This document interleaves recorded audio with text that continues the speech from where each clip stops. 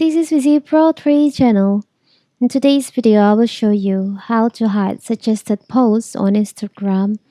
Before we get started, don't forget to subscribe and turn on the notification to keep you updated about this channel. So let's go.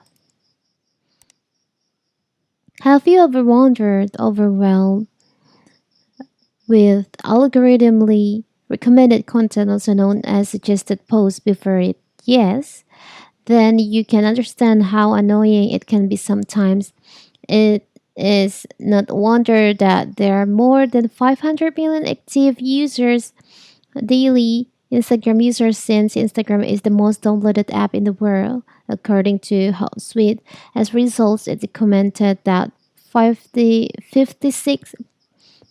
of Instagram users post various stories on their feeds, according to Tech Jury. So how to do it if you want to hide, you want to stop the suggested content on your Instagram feed? It's very simple. First of course, we have to open our Instagram. Now from here, you can go to setting by tapping on the bottom right here. You can go to your profile. Now you can tap on the up right corner, the three lines over here. You can scroll down. Now you can go to content preferences. You can just tap on that.